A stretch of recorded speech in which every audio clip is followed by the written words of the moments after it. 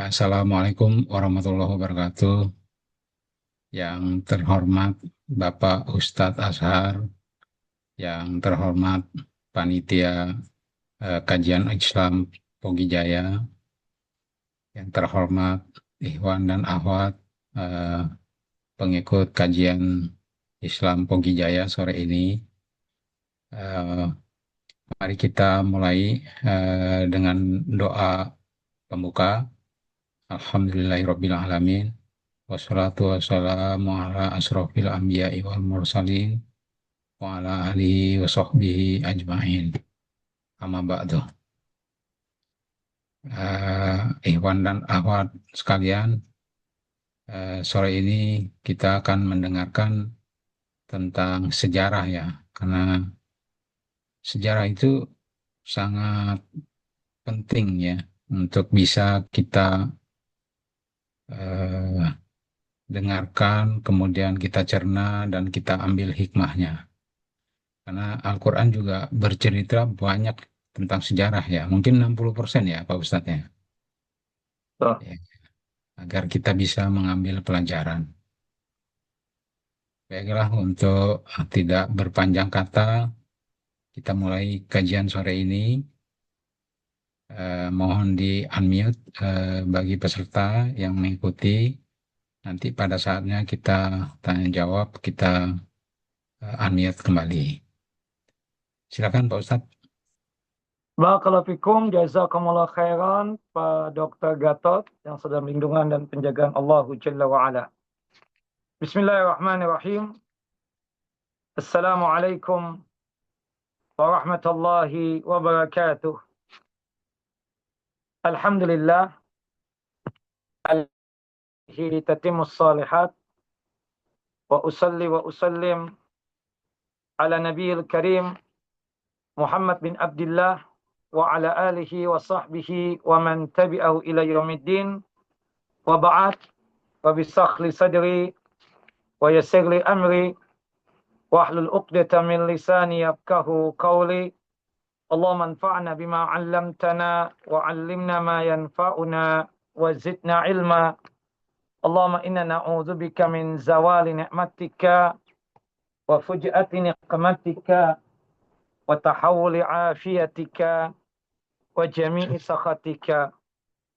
Allahumma inna na'udzubika min jahdil bala wa darakis syaqa wa su'il qada wa syamatatil a'da. Allahumma inna na'udzubika min adzabi jahannam wa min adzabil qabr wa min fitnatil mahya wal mamat wa min syarri fitnatil masihid dajjal. Ikhwani wa akhawati fid din, a'azani wa a'azakumullah. Bapak dan Ibu yang dimuliakan oleh Allahu Jalla wa Ala, Majlis Taklim Pogi Jaya yang sedang lindungan dan penjagaan Allahu Jalla Jalaluh. Alhamdulillah, pada kesempatan kali ini kita kembali bersua dan berjumpa untuk ta'amuk dan tafaqquh fid din, untuk memperdalam din Allah dan agama Allahu Jalla Jalaluh.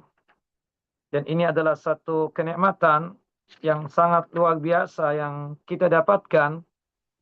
Tidak semua muslimin, tidak semua muslimat mendapatkan nikmat sebagaimana yang kita dapatkan pada kesempatan kali ini.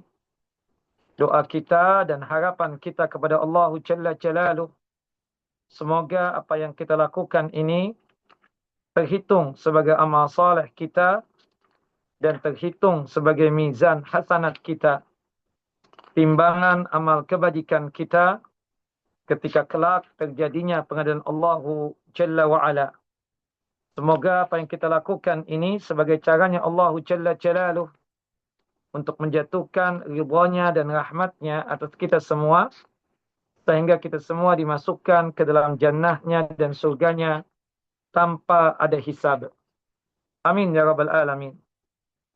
Salawat dan salam selalu tercurah kepada Nabi kita Muhammad sallallahu alaihi wasallam, Nabi yang telah menyampaikan amanah Allah, Nabi yang telah mengajarkan kepada kita tentang iman dan Islam, sehingga kita bisa merasakan manisnya keimanan dan lezatnya keislaman. Bapak dan Ibu yang dimuliakan oleh Allahu Jalla Jalaluh, insyaallah pada hari ini kita akan membahas tentang hijrahnya kaum muslimin ke Habasyah. Habasyah ini kalau untuk sekarang adalah negeri Ethiopia. Yang dimana hijrah ke Habasyah ini terjadi ya 2 kali. Yang dimana Rasulullah Sallallahu Alaihi Wasallam mengutus sahabatnya untuk hijrah yang pertama. Rasulullah SAW memerintahkan 14 orang untuk berhijrah menuju Habasyah untuk pertama kalinya. Yang terdiri dari 10 orang laki-laki dan 4 orang wanita. Ada 2 renungan yang penting yang terkaitan fakta ini. Yang pertama, kita mesti paham bahwa di antara yang berhijrah di hijrah yang pertama ke Habasyah atau ke Ethiopia ini adalah Utsman bin Affan dan istri beliau yang bernama Ruqayyah binti Rasulullah SAW atau putri Nabi Sallallahu Alaihi Wasallam. Nah, kalau kita melihat ya bagaimana Rasulullah SAW memberikan contoh dan tauladan yang sangat luar biasa baiknya ketika beliau memerintahkan kaum muslimin untuk berhijrah dan meninggalkan kampung halamannya serta orang-orang yang mereka cintai. Beliau justru ya mengikut sertakan putri tercintanya yang bernama Ruqayyah dalam rombongan tersebut.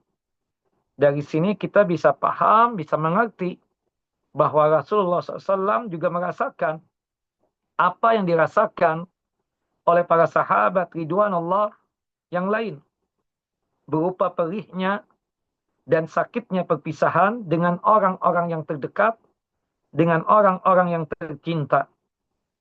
Ada satu ajaran dari Rasulullah SAW kepada setiap pemimpin.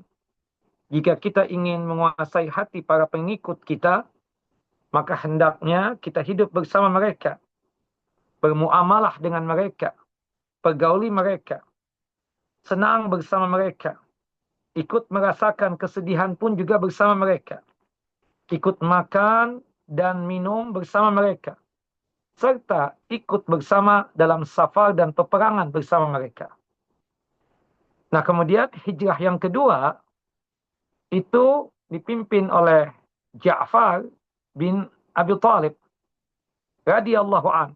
Ini misanan atau sepupu Nabi SAW atau saudara Ali bin Abi Thalib. Yang dimana Ja'far bin Abi Thalib ini berangkat bersama istri beliau yang bernama Asma binti Umais. Begitu juga dengan sahabat-sahabat yang lainnya yang berhijrah kebanyakan dari kalangan orang yang berada, dari orang-orang kaya, bahkan terbilang bangsawan di kota suci Mekah. Kita lihat yang ikut berhijrah ya, terutama di hijrah yang kedua. Kalau hijrah yang pertama kita pastikan Utsman bin Affan adalah orang yang sangat berada, bangsawan banget. Ya, terkenal, kekayaannya banyak. Yang dimana Nabi Muhammad memerintahkan beliau agar beliau ya tentu paham, mengerti bagaimana berat dan rasa perihnya ya bertinggal meninggalkan sanak famili dan bagaimana susahnya berhijrah.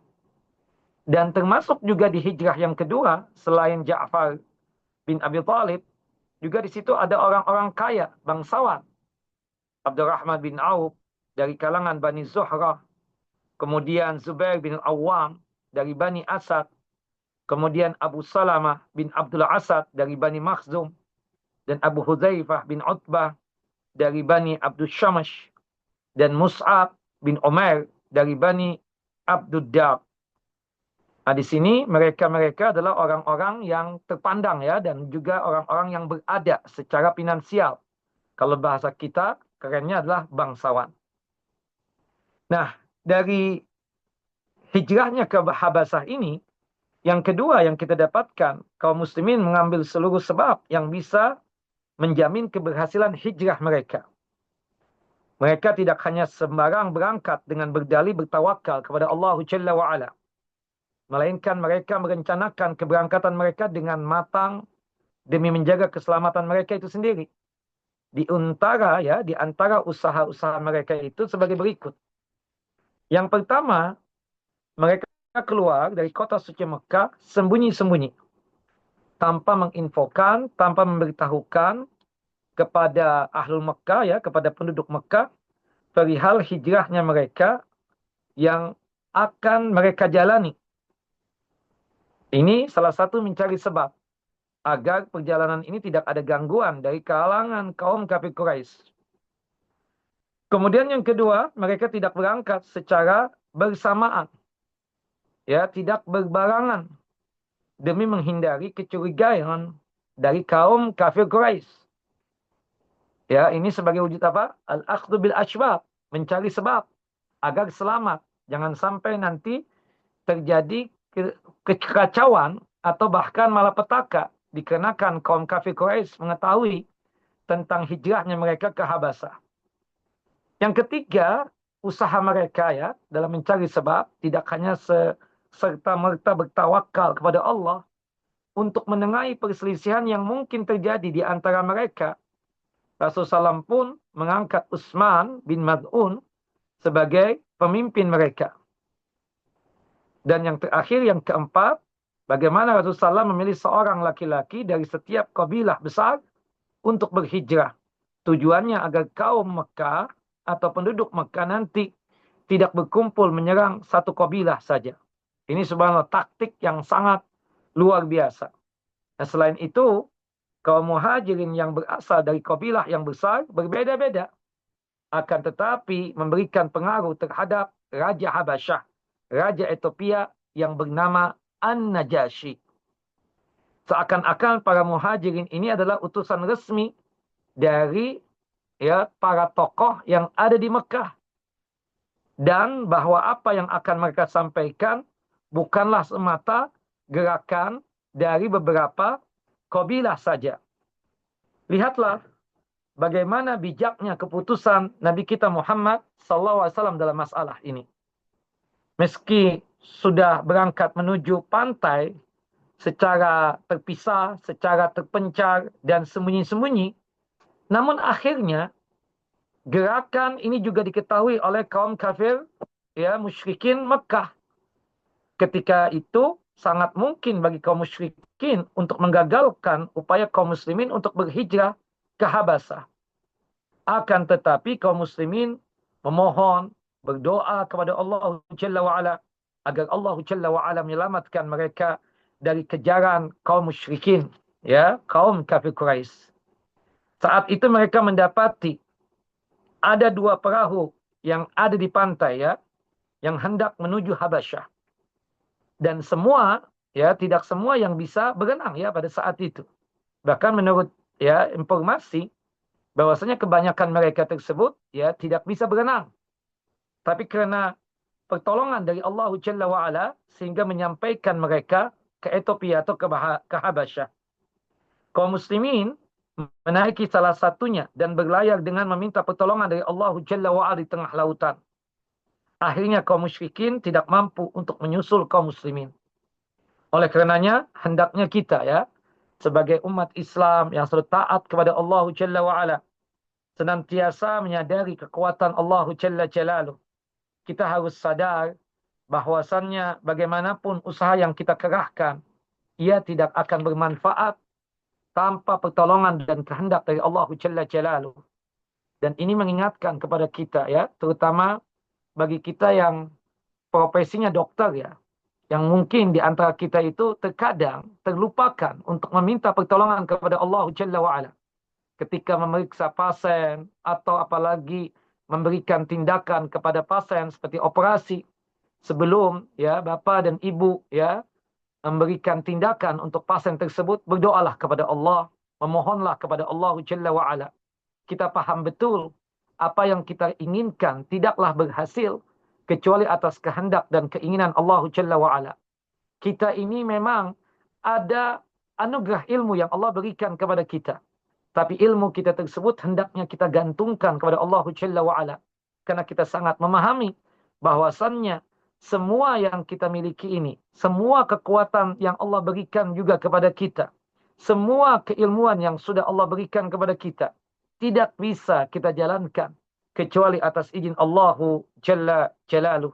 Karena kita sangat paham dan sangat meyakini Allah Jalla Jalaluh adalah maha penentu segala sesuatu sesuai dengan kehendaknya dan keinginannya.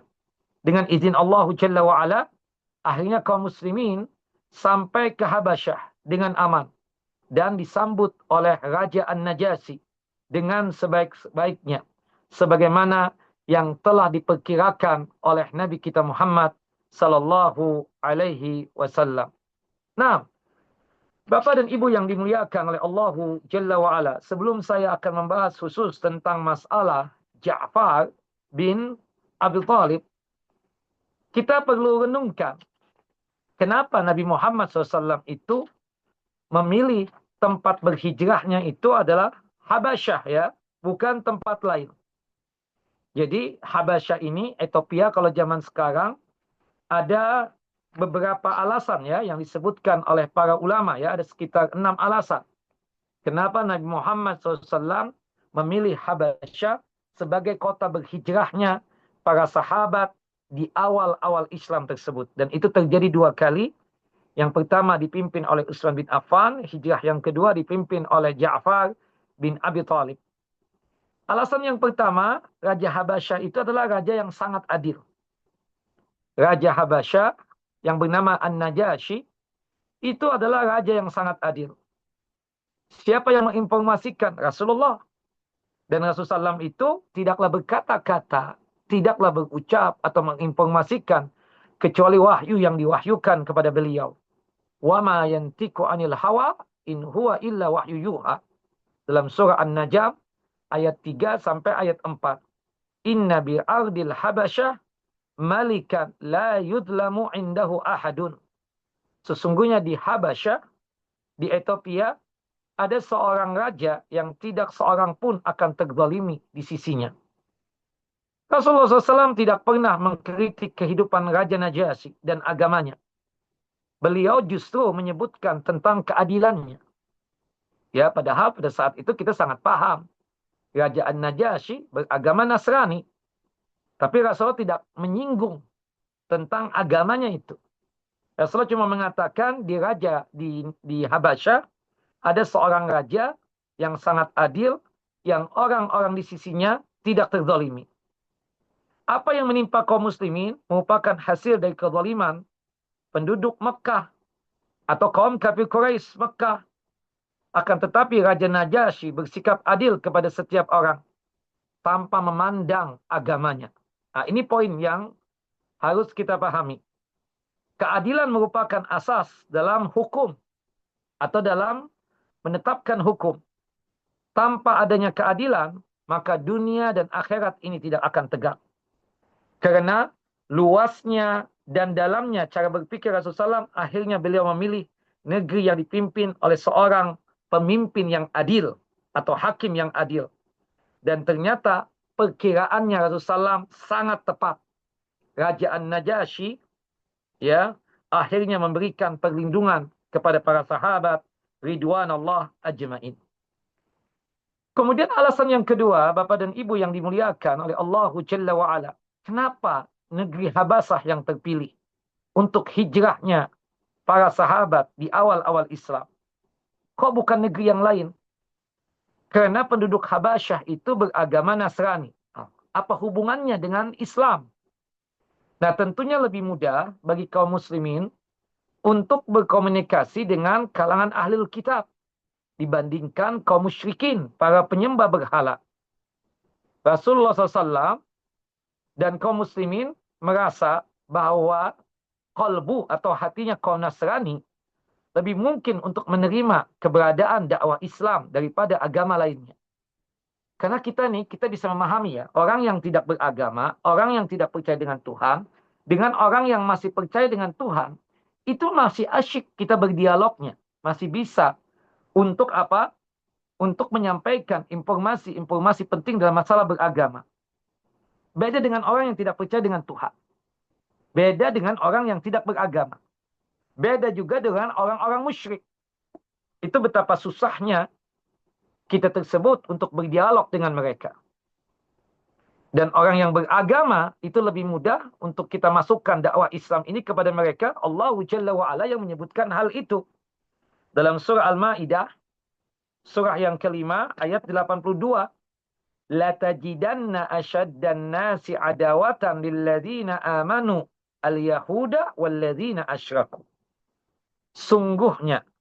Sesungguhnya kamu akan mendapati orang-orang yang paling keras permusuhannya terhadap orang-orang yang beriman adalah dua golongan. Pertama orang Yahudi, yang kedua orang musyrik. Orang Yahudi beragama, dia percaya dengan Tuhan. Tapi jealousnya, hasutnya kepada kaum muslimin luar biasa. Makanya mereka sangat benci dengan kaum muslimin. Sangat murka dengan kaum muslimin. Permusuhannya sangat keras sekali. Orang musyrik, apalagi. Ya, orang musyrik, ya kita katakan itu lebih permusuhannya kepada kaum muslimin. Kemudian Allah mengatakan, وَلَا تَجِدَنَّ أَقْرَبَهُمْ مَوَدَّةً لِلَّذِينَ آمَنُوا الَّذِينَ قَالُوا إِنَّا نَصَارَى. Dan sesungguhnya kamu akan mendapati orang yang paling dekat persahabatannya dengan orang-orang yang beriman adalah orang-orang yang berkata, sesungguhnya kami ini adalah Nasrani. ذَلِكَ بِأَنَّ مِنْهُمْ كِسِّيسِينَ وَرُهْبَانًا وَأَنَّهُمْ لَا يَسْتَكْبِرُونَ. Di agama Nasrani itu terdapat ya pendeta-pendeta, rahib-rahib, ya karena sesungguhnya mereka tidak menyombongkan diri. Memang kebanyakannya orang-orang Nasrani ya di Habasyah saat itu memiliki keyakinan yang menyimpang, menyesatkan sebagai buntut dari berbagai macam perubahan yang terjadi di dalam kitab Taurat dan Injil. Akan tetapi sebagian mereka masih tetap berada di atas keyakinan yang benar. Dan di antara mereka adalah siapa? Raja Habasyah yang bernama An-Najasyi. Dia punya sudut pandang yang benar dalam menjalankan agamanya. Dia banyak mengambil faedah dalam bermuamalah dengan kaum muhajirin. Nah, itu alasan yang kedua. Alasan yang ketiga, kenapa Habasyah yang menjadi pilihan hijrah di awal Islam itu? Habasyah adalah negeri yang jauh dari kota suci Makkah. Subhanallah. Kita katakan beda pulau, beda daerah. Meskipun hal itu juga menyulitkan komunikasi antara Rasulullah dengan kaum muslimin, namun ia juga memberikan rasa aman yang lebih untuk kaum muhajirin dan kaum kafir yang ada di Mekah. Alasan yang keempat, kenapa Habasyah yang menjadi pilihan sebagai negeri awal-awal hijrah? Karena Habasyah adalah negeri yang merdeka. Habasyah ketika itu adalah negeri yang berdaulat, yang tidak berada di bawah jajahan atau pengaruh negeri lain. Seperti zaman dulu kan negara adidayanya itu Romawi dan Persia. Nah, Habasyah ini negeri yang berdaulat, negeri yang merdeka. Tidak di bawah dari dua negeri adidaya ini, yaitu Romawi dan Persia. Memang benar bahwa Habasyah mengikuti ya gereja Mesir di Iskandaria. Namun itu hanya dari segi keagamaan saja, bukan dari segi pemerintahannya. Dan kita sangat paham ya, gereja Mesir di Iskandaria itu dikuasai oleh siapa? Romawi atau pengaruh daripada Romawi. Nah, itu cuma sekedar dalam masalah keagamaan saja. Adapun tentang masalah kepemerintahan, mereka berdaulat, independen, dan berdiri sendiri. Itu yang membuat Nabi memilih Habasyah ini sebagai awal ya hijrahnya kaum muslimin. Yang kelima, kenapa pilihannya Habasyah untuk berhijrah di awal-awal Islam? Habasyah adalah kerajaan yang kuat dan disegani. Karenanya penduduk Makkah sangat memuliakan Raja Najasyi. Di antaranya kaum Quraisy sangat memuliakan Habasyah ya, terutama rajanya yang bernama An-Najasyi. Dan Habasyah ya dengan Quraisy ini telah terjalin hubungan yang erat dan keduanya sering saling mengirim utusan dan hadiah. Fakta ini sebenarnya bisa menjadi poin lemah dari Habasyah. Seandainya Raja Najasyi bukanlah raja yang adil. Ya, bukan Tapi beliau raja yang adil. Meskipun ada hubungan dekat dengan kaum kafir Quraisy, tapi dia tidak serta-merta zalim kepada kaum muslimin yang berhijrah ke Habasyah. Namun ketika dia adalah raja yang agung dan juga adil, maka tentu kaum muslimin akan sangat mungkin untuk meraih perlindungan di sisinya. Nah ini ya kita katakan yang kelima ya, yang terakhir kita katakan Habasyah adalah negeri yang ekonominya stabil. Maka itu menjadi pilihan. Kenapa Rasulullah SAW memerintahkan para sahabatnya Ridwanullah Ajma'in untuk hijrah ke kota Habasyah. Habasyah memiliki kekuatan ekonomi yang kokoh dan stabil, hingga kedatangan kaum muhajirin tidaklah akan mempengaruhi ekonomi mereka. Dari sisi lain, kehidupan dan perekonomian kaum muslimin pun lebih terjamin di sana. Wallahu a'lam bishawab. Nah ini kita katakan yang berkaitan dengan poin-poin penting ya. Kenapa Rasulullah SAW memerintahkan para sahabat Ridwanullah Ajma'in untuk berhijrah ke negeri Habasyah.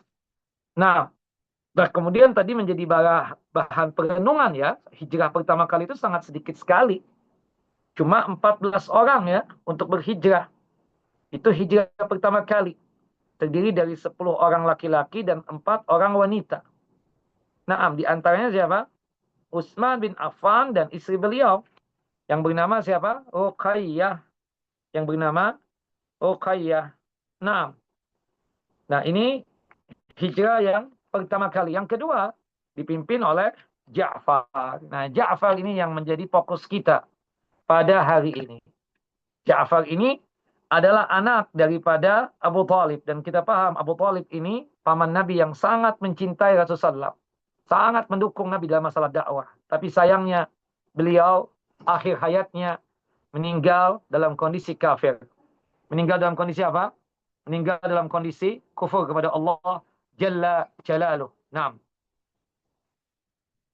Baik, Bapak dan Ibu yang dimuliakan oleh Allahu Jalla wa'ala, Ja'far bin Abi Talib ya, ini adalah anak daripada Abu Talib. Sebagaimana yang kita pahami ya, Abu Talib itu punya anak yang sangat terkenal itu 3 laki-laki. Yang pertama Ali bin Abi Talib. Yang kedua adalah sahabat yang mulia adalah Aqil bin Abi Talib. Kemudian yang ketiganya adalah Ja'far. Yang ketiganya adalah Ja'far. Dan subhanallah, kalau kita melihat ya, Ja'far bin Abi Talib ini sepak terjangnya dalam masalah keislaman luar biasa. Ja'far bin Abi Talib itu terkenal sebagai politisi yang apa ya, yang smart, yang cerdik, yang dimana menjalankan misinya itu dengan penuh hati ya, dengan hati dan sesuai dengan ajaran Quran dan Sunnah. Subhanallah. Di antara sosok yang lekat di hati beliau ya, di hati Rasulullah SAW adalah misanan beliau, yaitu Ja'far bin Abi Talib ini. Disebutkan di dalam hadis yang dikeluarkan oleh Imam Bukhari dan juga oleh Al-Imam Muslim di dalam kitab sahih beliau, yang dimana Rasulullah SAW tersebut mengisyaratkan janganlah sampai kita ini mencaci maki para sahabat ridwanullah ajma'in. Salah seorang sahabat yang sangat luar biasa mulianya adalah Ja'far bin Abi Talib. Beliau ini sangat mirip wajahnya itu dengan Nabi Muhammad SAW. Ja'far bin Abi Talib itu sendiri ya diasuh oleh Abu Bakar As-Siddiq radhiyallahu anhu. Beliau itu dididik, ditarbiyah oleh Abu Bakar As-Siddiq di tempat perkumpulan yang namanya Darul Arqam. Saat terjadi intimidasi dari kalangan kaum kafir Quraisy, ya, Ja'far bin Abi Talib bersama istri beliau yang bernama Asma binti Umais serta rombongan kaum muslimin berhijrah ke Habasyah. Mereka itu mendapatkan perlindungan Raja Najasyi hingga dapat beribadah kepada Allah dengan tenang. Ketika orang-orang Quraisy mengetahui keberadaan mereka, kemudian kaum kafir Quraisy mengutus Amr ya bin As radhiyallahu an. Waktu itu Amr bin As belum masuk Islam, tapi beliau pada ujungnya di tahun ke-7 Hijriah masuk Islam. Radhiyallahu an, dan juga Abdullah bin Abi Rabi'ah. Nah, juga ini masuk Islam. Nah, ketika belum Islam, Amr bin As dan Abdullah bin Abi Rabi'ah ini datang dalam rangka untuk apa? Mempengaruhi kerajaan Najasyi. Bahasa kita sekarang ini memprovokasi lah.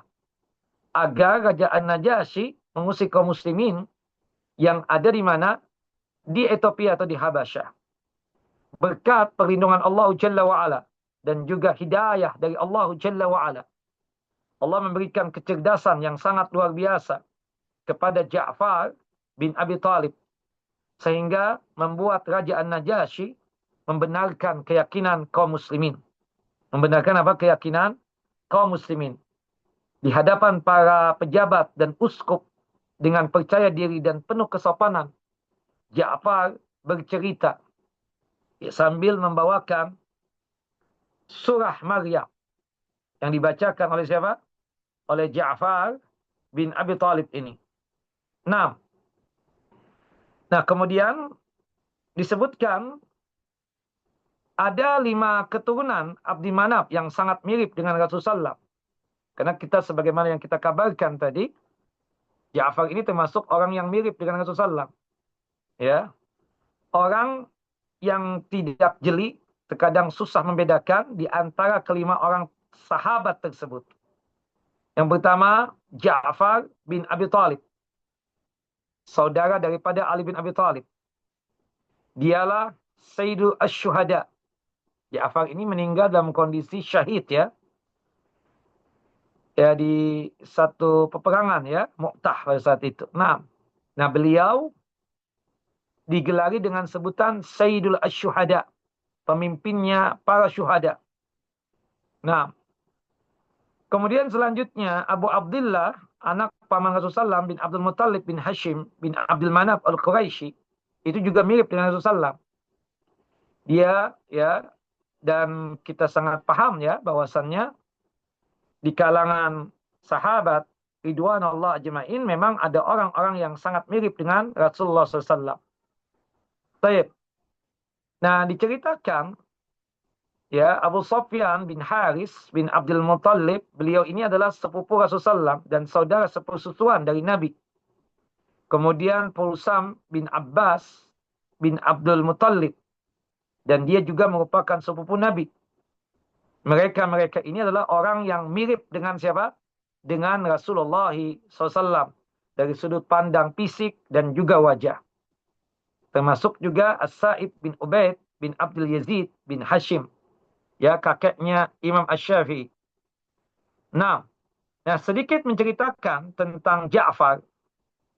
Ja'far bin Abi Talib beserta istrinya, ya, yaitu Asma binti Umais, bergabung dengan rombongan Cahaya sejak perjalanan pertama.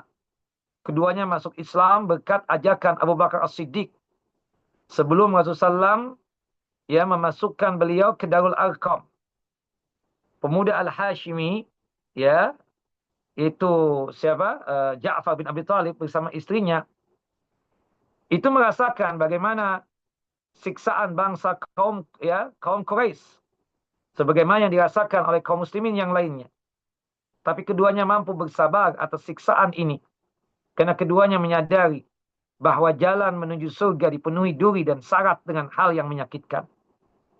Akan tetapi yang membuat mereka merasa tidak enak hati, condong jengkel, sebagaimana dirasakan oleh sahabat yang lainnya dari kalangan kaum muslimin, bahwa kaum Quraisy menghalangi mereka untuk melakukan ibadah kepada Allah Jalla wa'ala. Dan menghalangi mereka untuk merasakan lezatnya ibadah kepada Allah Jalla wa'ala. Kaum kafir Quraisy ini bahkan senantiasa mengawasi setiap hembusan nafas mereka pada saat beribadah. Pada saat itulah Ja'far bin Abi Talib ini meminta izin kepada Rasulullah SAW untuk berhijrah bersama istrinya, ya, dan beberapa sahabat lainnya ke negeri Habasyah. Rasulullah pun mengizinkan dengan hati yang sedih. Yang membuat Rasulullah bersedih atas para sahabatnya yang suci, baik itu adalah karena mereka akan meninggalkan kampung halaman mereka sendiri. Mereka bersedia meninggalkan tempat di mana mereka bermain di waktu kecil, tanah air di mana mereka tumbuh menjadi remaja. Mereka tinggalkan kampungnya tanpa kesalahan yang mereka perbuat, kecuali bahwa mereka mengatakan bahwa Tuhan kami adalah Allah Jalla wa'ala. Akan tetapi beliau tidak memiliki daya dan kekuatan untuk menolak siksaan dari kalangan kaum kafir Quraisy. Berangkatnya rombongan kaum muhajirin, ya, pertama ke Habasyah, dan salah satu dari mereka adalah Ja'far bin Abi Thalib. Mereka tinggal di sana dengan jaminan keamanan dari An-Najasyi, merupakan pemimpin Habasyah yang dikenal adil dan saleh. Akhirnya, pertama kali mereka mendapatkan rasa aman sejak masuk Islam. Mereka merasakan nikmat ibadah tanpa ada gangguan kenikmatan ibadah mereka ataupun yang mengacaukan mereka. Akan tetapi begitu suku kaum Quraisy mengetahui keberangkatan rombongan kaum muslimin ini menuju Habasyah untuk mendapatkan perlindungan Raja Habasyah demi ketenangan beribadah mereka dan untuk menjaga akidah mereka, kaum kafir Quraisy kemudian mengutus tadi, ya, Amr bin As, ya, yang pada saat itu belum masuk Islam, untuk memprovokasi An-Najasyi agar mengusir mereka. Subhanallah, Ummu Salamah yang ikut serta berhijrah pada saat itu dengan suaminya Abu Salamah, beliau bertutur seperti ini. Begitu kami tiba di negeri Habasyah, kami menemukan perlindungan yang amat baik bagi diri kami, sehingga kami merasakan aman dalam menjalankan agama. Kami dapat beribadah kepada Allah Jalla wa'ala tanpa ada siksaan atau ucapan yang menyakitkan kami. Begitu kaum kafir Quraisy mendengar kabar ini, mereka segera mengirimkan dua orang yang paling gagah di antara mereka kepada An-Najasyi, Amr bin As dan Abdullah bin Abi Rabi'ah. Mereka berdua ini dibekali hadiah yang akan diberikan kepada An-Najasyi. Sengaja membawa hadiah yang banyak untuk An-Najasyi dan para pemuka agama di sana. Hadiah tersebut adalah barang-barang yang disukai oleh penduduk Habasyah dari negeri Hijaz.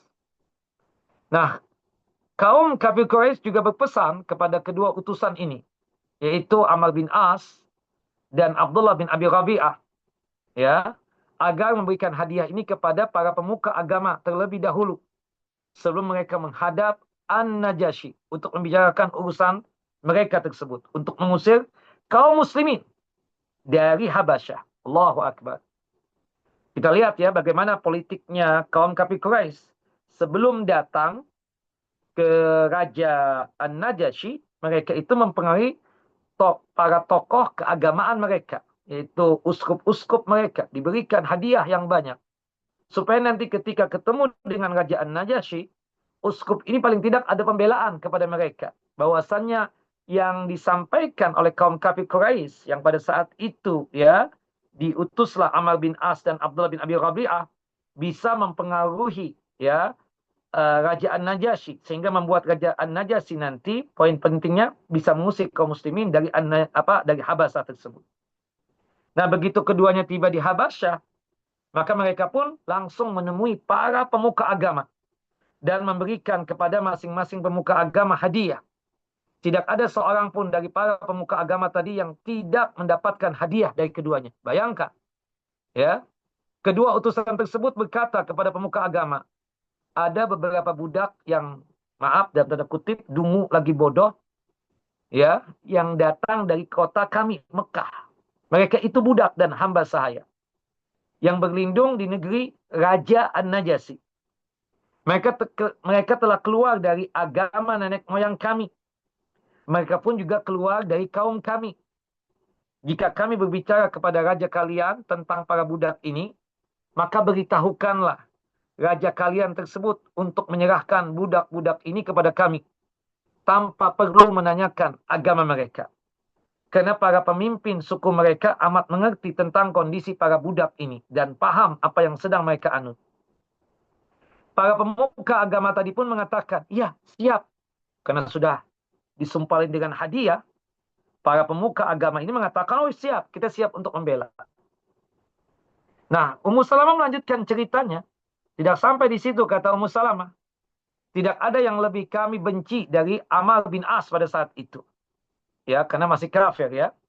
Dan sahabatnya, yaitu Abdullah bin Abi Rabi'ah, ya. Karena dua orang ini ingin mempengaruhi An-Najasyi untuk mengusir kami dari Habasyah. Nah, tidak kemudian Kemudian keduanya pun menghadap An-Najasyi, yaitu Amr bin As dan Abdullah bin Abi Rabi'ah. Taib.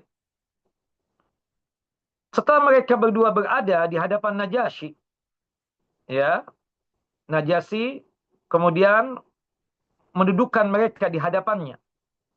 Keduanya pun mulai berkata kepada Raja An-Najasyi, "Wahai Raja, di negeri telah berlindung. Di negeri ini ada budak-budak yang datang dari negeri kami. Mereka itu nakal dan jahat. Mereka datang ke sini membawa agama yang tidak kami ketahui, sebagaimana engkau tidak mengetahui juga. Mereka meninggalkan agama kami, namun tidak masuk ke dalam agamamu. Dia bukan Nasrani. Dia juga bukan dari kalangan agama kami. Kami diutus untuk menghadapmu, wahai An-Najasyi, wahai Raja, oleh orang-orang yang sudah menjadi tokoh di kota suci Mekah. Ya, orang tua kami, paman kami, keluarga kami, ya, yang dimana keluarga mereka agar engkau berkenan, memohon, meminta kepada engkau, wahai An-Najasyi, berkenan memulangkan budak-budak ini kepada mereka tadi. Mereka adalah manusia yang paling paham akan fitnah yang dibuat oleh budak-budak ini. An-Najasyi, ya, radhiyallahu an. An-Najasyi ini masuk Islam, ya. An-Najasyi masuk Islam. Semoga Allah meridai beliau. Lalu melihat ke arah para pemuka agama tadi. Dan para pemuka agama itu mengatakan, subhanallah, keduanya apa? Keduanya benar. Jadi Amr bin As dan Abdullah, ya, Amr bin As dan Abdullah bin Abi Rabi'ah ini benar. Ya, subhanallah. Karena pemuka agama tadi sudah dicocokin dengan hadiah-hadiah tadi itu. Dan itu sudah memang yang dikatakan oleh Amr bin As dan Abdullah bin Abi Rabi'ah tadi itu. Keduanya benar, wahai Raja. Kalau mereka lebih paham, lebih mengetahui akan apa yang telah diperbuat oleh para budak ini. Maka kembalikanlah para budak itu kepada mereka, biar mereka sendiri yang memutuskannya. Lalu sang raja ini, yaitu An-Najasyi, marah yang luar biasa kepada para pemuka agama ini. Sambil mengatakan, wallahi, demi Allah, la, tidak, aku tidak akan mengembalikan mereka. Aku tidak akan menyerahkan mereka kepada siapapun. Sehingga aku sebagai Raja Najasyi memanggil mereka semua dan menanyakan kepada mereka apa yang dituduhkan kepada mereka. Jika mereka benar seperti apa yang dikatakan oleh kedua orang ini, maka aku akan menyerahkannya. Tetapi jika mereka tidak demikian, aku tidak bakalan menyerahkan mereka. Aku tetap melindungi mereka sebaik-baiknya perlindungan. Allahu Akbar. An-Najasyi, orang baik kata Nabi sallallahu alaihi wasallam. Dan bukti An-Najasyi itu masuk Islam ketika Rasulullah SAW dikabarkan oleh Jibril alaihissalam tentang meninggalnya An-Najasyi. Atas perintah Allah dilaksanakanlah salat gaib. Ya, ketika Rasulullah SAW menyalatkan salat gaib untuk An-Najasyi, menunjukkan An-Najasyi itu apa? Masuk Islam. An-Najasyi apa? Masuk Islam. Tidak mungkin Rasulullah SAW menyalatkan jenazah kecuali jenazah itu apa? Sudah menyatakan iman dan Islam untuk Allah Jalla wa'ala. Ummu Salamah kemudian melanjutkan kisahnya. Kemudian An-Najasyi mengutus seseorang untuk memanggil kami dan menghadap beliau. Lalu kami berkumpul sebentar sebelum berangkat menghadapnya. Sebagian dari kami ada yang berkata, Raja akan menanyakan agama kalian. Maka katakanlah terus terang apa yang kalian anut. Biarkan yang menjadi juru bicara adalah Ja'far bin Abi Thalib. Dan jangan ada yang berbicara selain Ja'far bin Abi Thalib. Ya, kemudian kata Ummu Salamah, kami berangkat untuk menghadap An-Najasyi. Dan kami dapati bahwa ia juga telah mengundang para pemuka agama. Mereka juga semua duduk di samping kanan dan kiri An-Najasyi. Mereka semua mengenakan tayalisah. Tayalisah itu ya seperti topi keuskupan, ya, keuskupan dari kalangan Nasrani. Dan menghiasi kepala mereka ya dengan topi khusus tadi itu, peci ya. Mereka pun tak lupa membuka kitab-kitab mereka, yaitu Injil. Nah, kemudian di situ juga hadir Amr bin As dan Abdullah bin Abi Rabi'ah. dan posisi mereka di dekat Raja An-Najasyi. Begitu kami sudah ada di majelis An-Najasyi, An-Najasyi melihat ke arah kami dan bertanya, apakah agama baru kalian anut tersebut sehingga kalian meninggalkan agama kaum kalian? Apa agama kalian tersebut sehingga membuat kalian tersebut dengan sukarela meninggalkan agama kalian yang dulu kalian anut? Subhanallah. Itu pertanyaan yang diajukan oleh An-Najasyi. Apakah agama yang baru kalian anut sehingga kalian meninggalkan agama kaum kalian juga tidak membuat kalian masuk ke dalam agamaku? Kemudian kenapa engkau juga tidak menganut agamaku? Karena Raja An-Najasyi pada saat itu beragama apa? Nasrani atau Kristen. Juga tidak masuk suatu agama apapun yang sudah diketahui sekarang ini. Ya, misalnya Yahudi ya atau yang lainnya atau Majusi. Lalu majulah beberapa langkah ke arah An-Najasyi. Seseorang yang bernama Ja'far bin Abi Thalib. Kemudian Ja'far dipersilahkan untuk duduk di hadapan raja dan di hadapan Amr bin As dan Abdullah bin Abi Rabi'ah dan para uskup-uskup tadi. Kemudian Ja'far bercerita, wahai paduka, wahai yang mulia, Raja Najasyi, kami dahulunya adalah kaum jahiliyah yang menyembah berhala. Dan kami ini dulu memakan bangkai. Kami ini suka melakukan perbuatan keji. Dan kami sangat suka memutuskan tali silaturahim. Kami adalah kaum yang suka mengganggu tetangga. Yang kuat di antara kami akan memangsa mereka yang lemah. Kami hidup terus-menerus seperti itu. Sampai Allah Jalla wa'ala mengutus seorang Rasul kepada kami. Yang kami kenal nasabnya. Yang kami kenal kejujurannya. Kami kenal amanah yang ada pada orang tersebut. Dan kami kenal harga diri orang tersebut dan kemuliaan serta kehormatannya.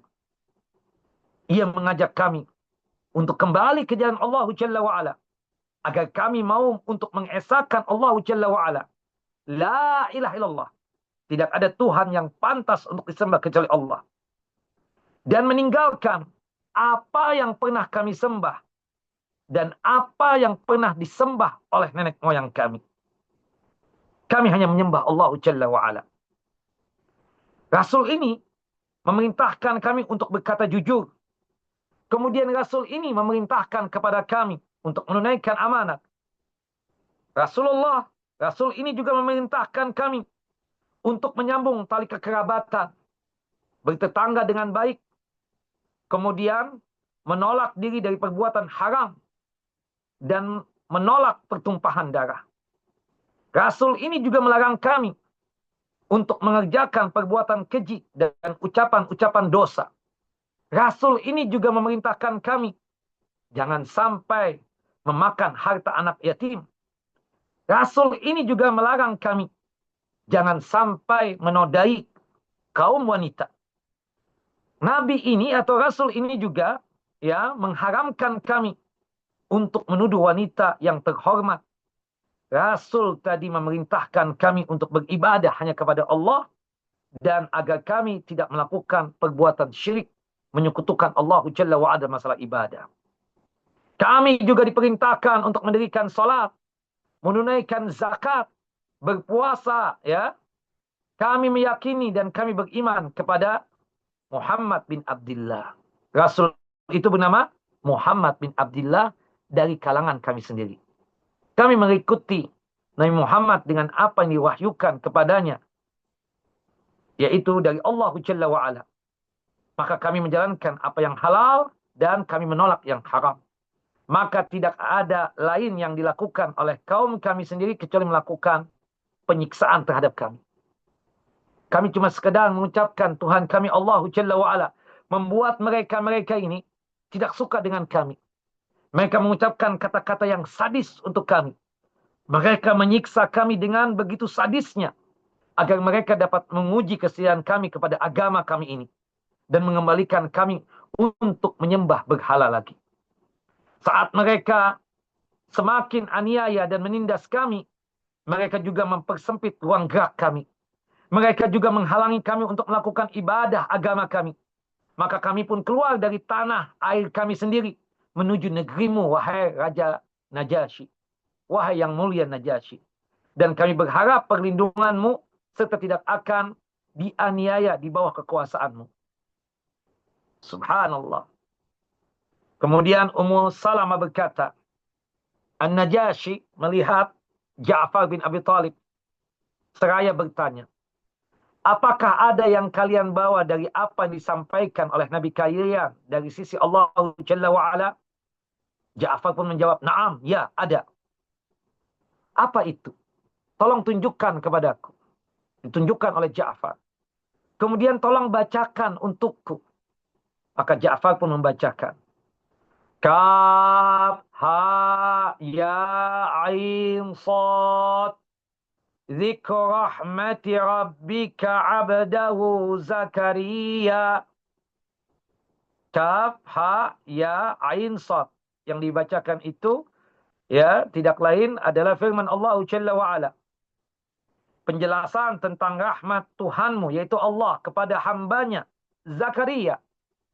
Idnada rabbahu nidaan khafiyya. Nabi Zakaria berdoa kepada Allah Jalla wa'ala dengan suara yang lembut, yang lirih. Ya Allah, ya Tuhanku. Qala rabbi inni wahanal azmu minni washta'ala ar-ra'su shayba walam akum bidu'aika rabbi syaqiyya. Ya Allah, ya Tuhanku, sesungguhnya tulangku telah lemah dan kepalaku telah ditumbuhi uban. Dan aku belum pernah kecewa dengan berdoa kepada Engkau, ya Allah, ya Tuhanku. Sampai Ja'far membaca hingga bagian tertentu dari surah tersebut, yaitu surah Maryam. Surah Maryam. Ummu Salamah berkisah, ya, menuturkan ceritanya. Maka sampai cerita tentang Maryam. Tahu-tahu Najasyi ini menangis. Yang dimana tangisnya itu sesegukan. Yang dimana air matanya tersebut membasahi jenggot daripada Najasyi ini. Dan para pemuka agama pun juga yang mendengarkan ayat tadi, surah Maryam, juga ikut menangis sesegukan. Sehingga kitab-kitab mereka yang mereka buka itu basah dikarenakan tetesan air mata mereka. Subhanallah, mereka semua menangis begitu mendengarkan apa? Kalam Allah, firman Allah Jalla wa'ala. Pada saat itulah An-Najasyi berkata kepada kami, kepada kaum muslimin yang berhijrah ke Habasah, apa yang dibawa oleh Nabi kalian, yaitu Nabi Muhammad SAW, dan apa yang telah dibawa oleh Nabi kami, yaitu Nabi Isa AS, berasal dari sumber yang sama, dari cahaya yang sama, yaitu dari Allah Jalla wa'ala. Kemudian An-Najasyi menoleh dan melihat kepada Amr bin As dan Abdullah bin Abi Rabi'ah. Lalu berkata kepada mereka, kalian berdua pergilah dan tinggalkan istanaku. Demi Allah, aku tidak akan menyerahkan mereka kepada kalian berdua untuk selama-lamanya. Subhanallah. Pertolongan Allah Jalla Jalaluh kepada para muhajirin yang hijrah ke Habasyah. Ibunda Ummu Salamah kemudian bercerita lagi. Begitu kami keluar dari ruangan An-Najasyi, dari istananya An-Najasyi, tahu-tahu Amr bin As mendatangi kami dan berkata kepada sahabatnya, yaitu Abdullah bin Abi Rabi'ah, dengan mengancam kami, demi Allah, aku akan datang kepada raja ini esok hari. Aku akan menceritakan kepadanya tentang mereka yang dapat menimbulkan kebencian raja tersebut kepada mereka. Kepada kalian semua ini. Aku akan membuat raja itu membunuh dan membabat kalian semua. Ke akar-akarnya. Subhanallah. Abdullah bin Abi Rabi'ah berkata kepada Amr bin As, la taf'al. Jangan engkau lakukan itu, wahai Amr. Mereka semua berasal dari keluarga kita. Meskipun mereka saat ini telah meninggalkan kita. Allahu Akbar. Abdullah bin Abi Rabi'ah di situ apa? Hampir mendapatkan hidayah dan petunjuk dari Allah Jalla Jalaluh. Amr bin As masih kesal dengan Ja'far dan sahabat-sahabatnya. Dia marah kepada sahabatnya tadi, yaitu Abdullah bin Abi Rabi'ah. Kamu tidak perlu ikut campur. Demi Allah, aku akan menceritakan kepada An-Najasyi lagi. Apa yang dapat membuat mereka semua itu resah. Demi Allah, aku akan menceritakannya kepada Raja An-Najasyi. Bahwa mereka menganggap bahwa Isa bin Maryam adalah seorang hamba. Ya kan? Karena memang keyakinan kita, Nabi Isa itu adalah hamba Allah dan utusan Allah Jalla wa'ala. Dan Nabi Isa itu proses penciptaannya dari firman Allah, kun fayakun. Jadi maka jadilah. Nah, esok harinya Amr bin As mewujudkan keinginannya. Amr bin As datang kepada An-Najasyi lagi dan berkata, wahai raja, izinkanlah aku untuk berkata untuk kedua kalinya kepada engkau, kepada antum. Wahai paduka, orang-orang yang engkau berikan perlindungan itu mengatakan sesuatu kekejian kepada Nabi Isa alaihissalam, Isa bin Maryam. Kalau tidak percaya, panggillah mereka. Dan tanyakan sendiri apa yang mereka katakan tentang Nabi Isa alaihissalam. Subhanallah. Begitu ya, kata Ummu Salamah melanjutkan ceritanya, begitu kami mengetahui hal itu, demi Allah, kata Ummu Salamah, kami merasa khawatir yang sangat luar biasa. Ketakutan yang sangat luar biasa. Kami belum pernah merasakan takut seperti ini sebelumnya. Sebagian kami berkata, apa yang kalian katakan tentang Isa bin Maryam jika raja menanyakannya? Subhanallah, kami pun menjawab, demi Allah, kami tidak akan menjawab kecuali seperti apa yang telah Allah Jalla wa'ala firmankan. Nabi Isa bukan anak Tuhan. Nabi Isa bukan bagian dari Allah. Bukan salisus salasah. Bukan trinitas. Nabi Isa bukanlah Allah itu sendiri. Nabi Isa itu adalah hamba Allah dan utusan Allah Jalla wa'ala. Kemudian siapa yang jadi juru bicara kita untuk menyampaikan Nabi Isa itu cuma hamba dan cuma sebatas utusan Allah Jalla wa'ala? Kata mereka, sahabat yang hijrah ke Habasyah, tetap Ja'far bin Abi Thalib. Begitu An-Najasyi memanggil, maka kami pun datang menghadap An-Najasyi untuk yang kedua kalinya. Lalu kami melihat adanya beberapa pemuka agama dengan pakaian seperti yang telah kami lihat sebelumnya. Dengan pakaian kebesaran mereka. Pakaian uskup ya. Ya, pakaian uskup kita katakan. Pakaian pendeta. 6. Seperti pakaian paus gitu ya. Kami juga melihat Amr bin As dan Abdullah bin Abi Rabi'ah itu berada di dekat Raja An-Najasyi.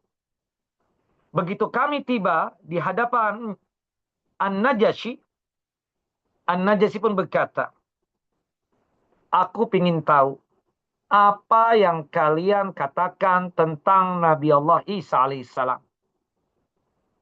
Bagaimana Islam memandang Nabi Isa alaihissalam? Ja'far bin Abi Thalib dengan penuh kehati-hatian menjawab apa yang ditanyakan oleh An-Najasyi.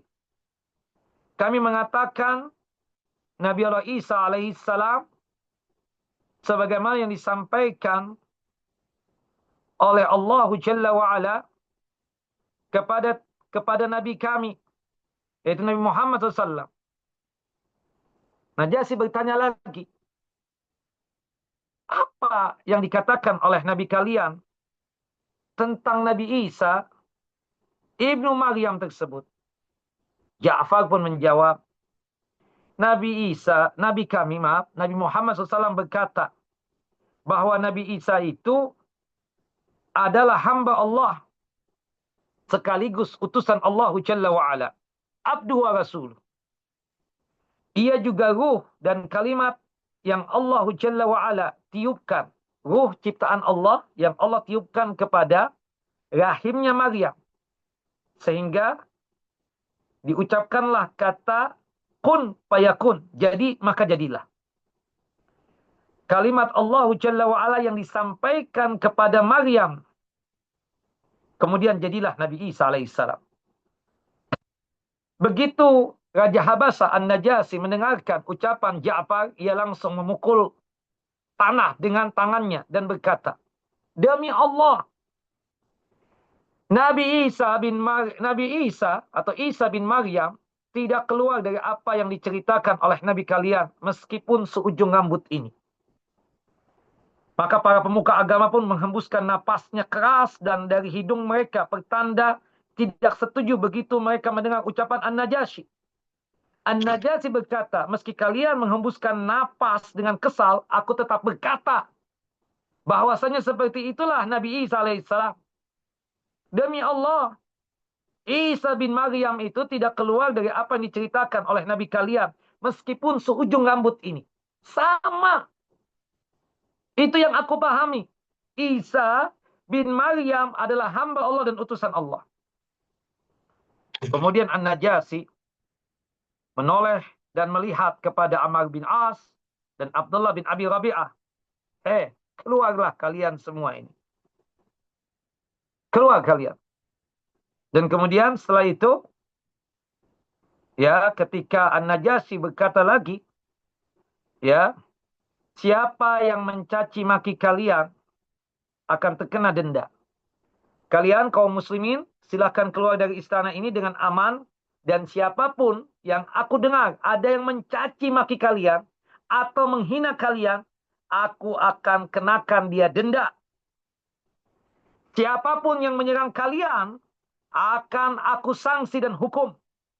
Demi Allah, demi Allah, aku tidak lebih menyukai apabila aku mendapatkan segunung emas daripada salah seorang dari kalian diganggu. Ya salam. Itu tidak lain adalah satu garansi, ya, jaminan yang sangat luar biasa dari An-Najasyi. Seandainya mereka mengasihkan emas yang besarnya seluas gunung sekalipun, aku tidak bakalan untuk untuk mengganggu kalian, atau aku tidak bakalan untuk tidak melindungi kalian. Aku tetap melindungi kalian meskipun mereka akan bayar, ya, emas seluas dan setinggi gunung sekalipun. Demi Allah, aku tidak lebih menyukai apabila aku mendapatkan segunung emas daripada salah seorang dari kalian diganggu.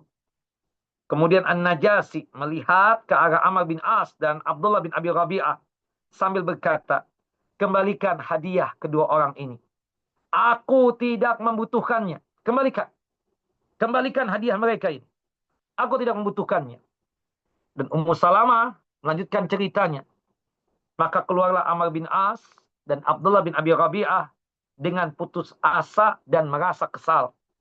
Sedangkan kami terus tinggal di wilayah An-Najasyi, di wilayah yang paling baik, ya, dalam masalah perlindungan.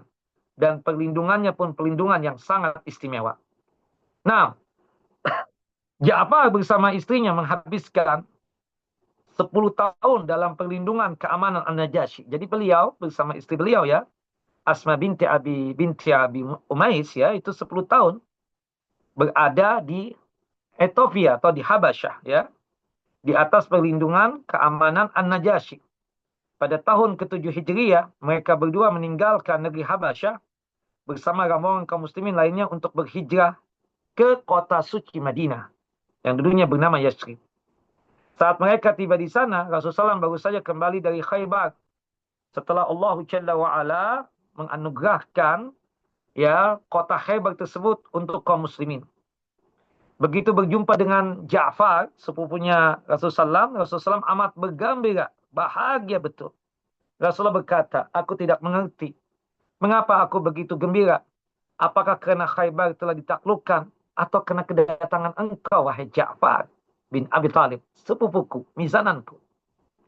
Kaum muslimin semuanya, apalagi mereka yang fakir, yang tidak mau kalah gembira dari kalangan dari Rasulullah dengan kedatangan Ja'far. Ja'far disambut begitu gembira oleh kaum muslimin. Ja'far begitu peduli dan sayang terhadap kaum fakir. Karena terkenal Ja'far itu sangat sayang, sangat perhatian dengan kaum miskin dan kaum fakir.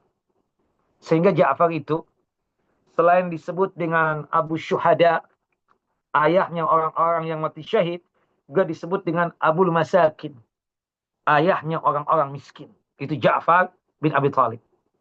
Abu Hurairah radhiyallahu an menceritakan tentang pribadi Ja'far bin Abi Thalib ini dengan ucapannya, Ja'far adalah orang yang paling baik kepada kami. ya, kepada kami itu maksudnya kepada para fuqara dan masakin. Baik banget, perhatian betul. Berat memang betul ya, berat betul kita katakan. Untuk bersama-sama orang fakir dan miskin itu berat. Tapi tidak dengan Ja'far bin Abi Thalib radhiyallahu an. Ja'far sering mengajak orang-orang miskin ke rumahnya untuk makan di rumahnya, ya. Sering sekali diajak, hampir setiap hari kami diajak ke rumahnya.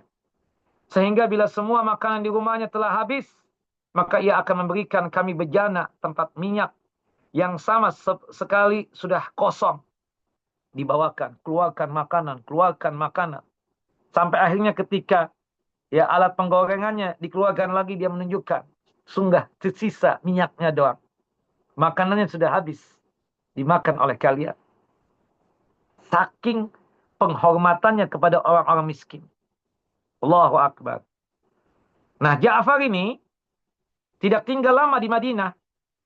Pada tahun ke-8 Hijriyah, Rasulullah SAW mempersiapkan pasukan untuk menghadapi pasukan Romawi yang berada di negeri Syam. Syam itu 4 negara sekarang. Palestina, Yordania, Syria, dan Lebanon.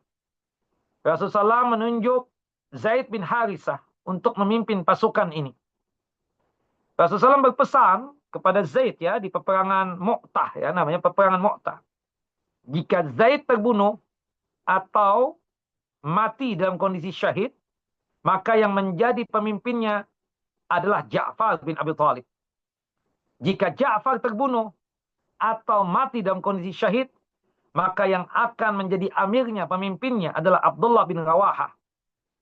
Jika Abdullah bin Rawahah terbunuh dan mati syahid, maka pasukan muslimin dipersilakan menunjuk pemimpinnya sendiri. Saat itu pasukan kaum muslimin tiba di Mu'tah, yaitu sebuah desa yang terletak di pinggir negeri Syam. Ya, kalau sekarang ini daerah Yordania. Mereka mendapati bahwa pasukan Romawi telah menyiapkan 100.000 prajurit yang didukung oleh 100.000 lainnya dari penganut Nasrani, dari kalangan ya bangsa Arab, dari kabilah Lakhm, kemudian Juzam dan Qada'ah dan lainnya. Pasukan muslimin saat itu hanya berjumlah 3.000 prajurit saja. Bayangkan 100.000 lawan 3.000. Allahu Akbar. Begitu kedua pasukan sudah bertemu dan peperangan berlangsung dengan sengit, sehingga Zaid bin Harithah tersungkur jatuh dan tewas mati dalam kondisi syahid. Tidak tertolong lagi. Serta-merta Ja'far bin Abi Thalib melompat dari punggung kudanya yang berwarna pirang. Kemudian Ja'far menebaskan kaki-kaki kuda tadi dengan pedangnya sendiri agar pihak musuh tidak menggunakannya lagi. Kemudian Ja'far bin Abi Thalib mengambil panji Islam dan memegang panji Islam tersebut dan merenseknya masuk ke barisan musuh sambil bersenandung. Alangkah dekatnya surga dengan aku. Ia amat indah, sejuk airnya. Ya, subhanallah. Bangsa Romawi sudah tiba azab baginya. Sebab ia adalah bangsa yang kafir dan jauh dari agama leluhurnya. Jika aku berjumpa dengan mereka, maka aku pasti akan menebasnya. Ja'far terus merengsek masuk ke barisan musuh dengan pedang terhunus. Sehingga ia mendapat sebuah sabetan pedang yang memutuskan tangan kanannya. Putus tangan.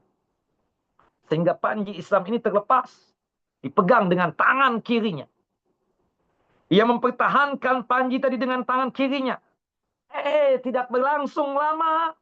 Ada musuh yang menebas tangan sebelah kirinya. Dia himpit panji Islam tersebut di badannya. Lalu ia mempertahankan panji tersebut dengan dadanya dan kedua lengan atasnya.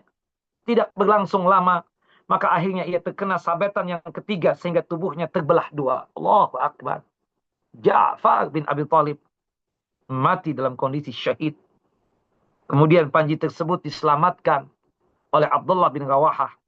Ia pun terus berjuang sehingga menyusul keduanya. Abdullah bin Rawahah pun juga syahid. Subhanallah. Tadi ada 3 orang sahabat ya. Zaid bin Harithah, kemudian Ja'far bin Abi Thalib, dan setelah itu adalah Abdullah bin Rawahah. Kemudian diutuslah ya kan. Setelah itu Khalid bin Walid.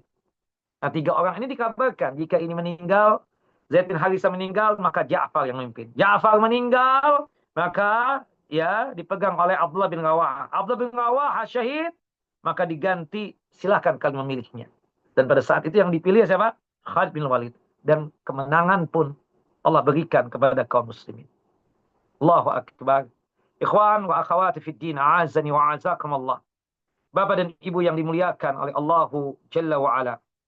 Ya, Rasulullah SAW mendengar berita gugur ketiga panglima perangnya begitu, ya, begitu luar biasa sedihnya, sedih yang sangat luar biasa, ya, terutama berkaitan dengan meninggalnya Ja'far bin Abi Thalib.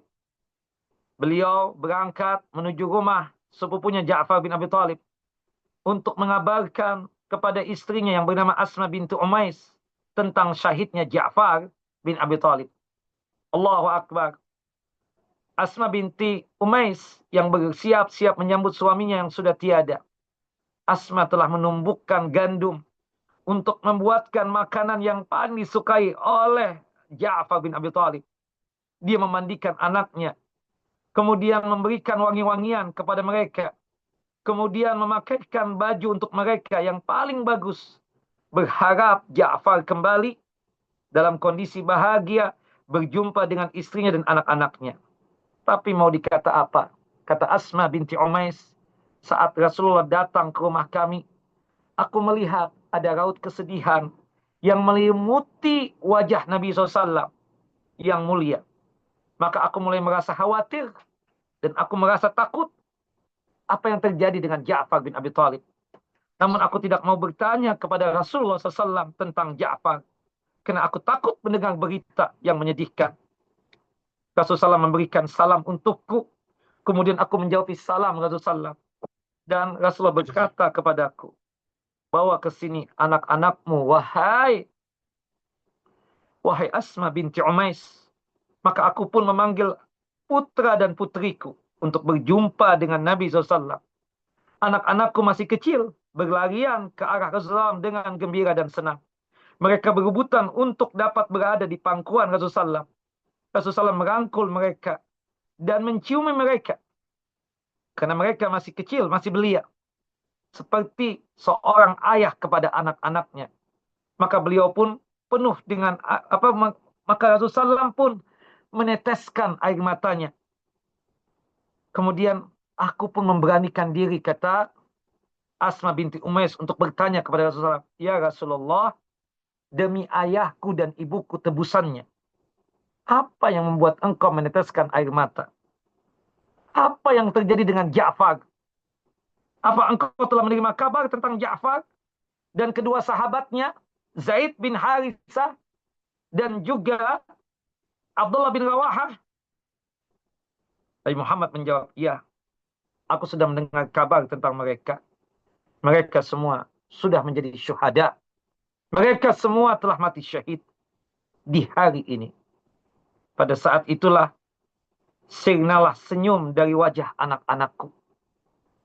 Anak-anak Ja'far masih kecil, masih mungil. Saat mereka mendengar ibu mereka menangis terseduh-seduh, mereka diam tak bergeming, seolah di kepala mereka sedang bersarang seekor burung. Sedangkan Rasulullah SAW pergi keluar sambil mengusap air mata yang menetes begitu luar biasa sehingga membasahi jenggot beliau. Sambil Rasulullah berdoa kepada Allah Jalla wa'ala, ya Allah, gantikanlah Ja'far bagi anak-anaknya. Ya Allah, gantikanlah Ja'far bagi keluarganya. Kemudian Rasulullah SAW bersabda, aku melihat Ja'far di surga. Ia memiliki dua sayap yang berlumurkan darah dan bulu-bulunya diberi warna. Subhanallah. Itulah seorang Ja'far bin Abi Thalib. Meninggal dalam kondisi syahid. Allahu Akbar. Perjuangan yang sangat luar biasa bagi seorang Ja'far bin Abi Thalib. Dikabarkan masuk jannah dan masuk surganya Allah Jalla Jalaluh. Wallahu a'lamu bissawab. Saya kembalikan kepada Pak Dr. Gatot. Silakan Pak Dokter. Nah. Jazakumullahu khairan, Ustadz. Sangat menarik urayanya menyentuh dan mudah-mudahan bisa mengambil pelajaran dari kisah Ja'far bin Abi Thalib. Kalau kita mendengar tadi dari penjelasan Pak Ustadz, Ethiopia itu jauh ya Pak Ustadz ya. Nah, Itu sekitar 2.500 kilometer itu saya nggak kebayang hijrahnya mereka di Mekah ya. dari Mekah ya. Ya, itu berarti nyebrang laut dulu ya Pak Ustadz. Iya, betul. Pakai perahu. Perahu ya, nyebrang laut ke Mesir, dari Mesir baru ke Sudan terus ke Ethiopia ya. Betapa jauhnya itu kira-kira berapa hari kalau naik unta itu? Mungkin mingguan mungkin Ada ya. daerahnya itu, kenapa pilihannya ya? Kalau kita melihat ya, mungkin mereka itu, kalau sekarang ini ke Mekah, Mekah itu ke Jeddah, Jeddah itu nyebrang, kan ada lautan di situ Jeddah. Ya.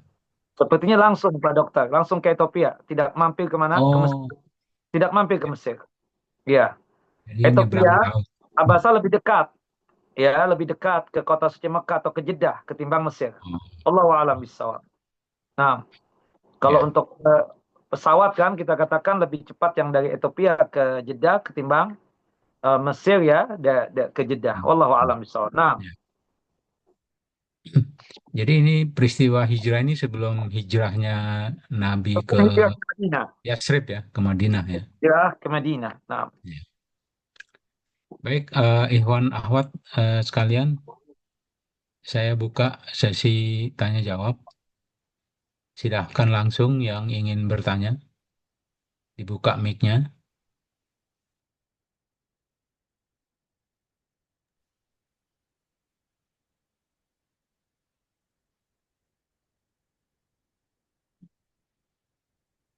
Ini ada pertanyaan dari chat. nah, Eh, ya, saya bacakan ya, Pak Ustadz. Jadi pertanyaan ini mengapa eh, sampai sekarang ini kaum Yahudi, Nasrani, dan kafir itu benci kepada Muslim. Dengan segala cara mereka memperdayai kaum Muslim. Mohon penjelasan, Pak Ustadz Ashar. kenapa Yahudi, Nasrani, Kafir, kafir ya? ya, ini sangat benci kepada umat Muslim ya. Di dalam surah Al-Baqarah, Allah Jalla wa Ala berfirman, "Walan tarda ankal yahudu walan nasara hatta tattabi'a millatahum." Itu surah Al-Baqarah, surah yang kedua, ayat 120.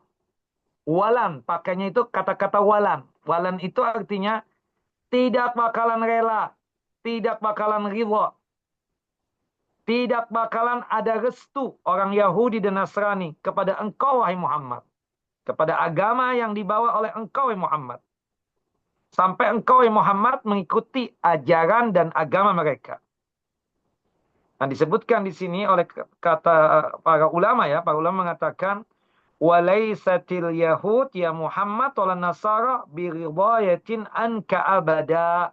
Yahudi, Nasrani tidak bakalan ridha kepada engkau selama-lamanya. Tidak bakalan ridha selama-lamanya. Seperti itu yang dikatakan di dalam Al-Quran dalam surah Al-Baqarah ayat 120. Ya. Dan di sini kita bisa paham, bisa mengerti Pak Dokter. Bahwasannya mungkin mereka menunjukkan sepertinya senang dengan kita. Tapi di hati mereka tentunya tidak seperti itu. Maka oleh sebab itu ini sesuatu yang sudah menjadi fitrah. Orang yang beda agama dengan kita itu pasti ada ketidaksukaan kepada kita tersebut. Dan ketidaksukaannya tersebut itu sangat jelas ya, terlihat kita katakan apa dari perbedaan dari ajaran-ajaran kita. Makanya agama yang benar itu cuma satu, bukan yang paling benar ya. Kalau paling benar ada kemungkinan ya Nasrani benar, Yahudi benar. Bahasa yang paling tepat itu agama yang benar cuma satu, yaitu Islam. Selainnya salah. Ya, selainnya apa? Salah kita katakan seperti itu. Dan itu didukung dari surah-surah yang apa, ayat-ayat yang lainnya ya, yang berkaitan tentang masalah ya, apa yang ditanyakan tadi. Bahwasannya orang Yahudi, orang Nasrani tidak bakalan suka dengan kita. Berkaitan tentang agama kita, tentang ajaran yang ada dalam Islam. Sampai kita tersebut mengikuti ajaran mereka. Baru mereka suka. Selama-lamanya, sampai hari kiamat kelak, seperti itu. Sampai kiamat kelak ya, sampai seperti itu. Wallahu a'lam bishawab. Makanya dikatakan ya, orang-orang Yahudi dan Nasrani tidak akan ridha dan rela denganmu, wahai Muhammad, dan umatmu, wahai Muhammad. Selamanya, sampai tujuan mereka dapat mereka raih. Yaitu sampai kalian mengikuti agama mereka dan mengikuti hawa nafsu mereka. Dan katakanlah kepada mereka, wahai Muhammad, agama Islam adalah agama yang benar. Sesungguhnya jika kamu mengikuti mereka setelah Al-Quran diturunkan kepadamu, maka sesungguhnya kamu tidak memiliki pertolongan kecuali Allah Jalla wa'ala. Allah memperingatkan kepada nabinya seraya berfirman, orang Yahudi dan Nasrani tidak akan puas, tidak akan ridha, tidak bakal rela sebelum engkau, wahai Muhammad, meninggalkan agama Islam dan mengikuti ajaran mereka dan agama mereka. Jika hal ini kamu lakukan atau dilakukan oleh siapapun di antara pengikut engkau, Muhammad, setelah kebenaran tersebut ada ya, kita katakan, maka Allah Jalla wa'ala tidak bakalan untuk memberikan pertolongan kepada engkau. Jadi, ini jawabannya tentu klasik ya. Berdasarkan firman Allah dalam surah Al-Baqarah, surah yang kedua ayat 120. Orang Nasrani, Yahudi, tidak bakalan ridha dengan kita. Ayat ini menyatakan, Ahlul Kitab, yaitu Yahudi dan Nasrani, mereka melakukan tindakan-tindakan terhadap orang yang beribadah hanya kepada Allah Jalla wa'ala ya. Mereka itu sangat tidak suka dengan apa yang dilakukan oleh kaum muslimin. Orang Yahudi dan Nasrani melakukan tindakan-tindakan setelah pengetahuan datangnya pada mereka tentang agama yang diridhoi oleh Allah Jalla wa'ala, yaitu Islam. Mereka ya, hati mereka itu meyakini Islam itu benar. Ya, buktinya Allah mengatakan apa? Walan tarla ankal yahuda walan nasara hatta tattabi'a millatahum. Qul inna hudallahi wal huda. Ketahuilah sesungguhnya petunjuk Allah, ya. Petunjuk Allah itulah petunjuk. Itulah yang benar. Ya kan seperti itu. Tapi apa yang terjadi? Mereka tidak mau ikut. Ya.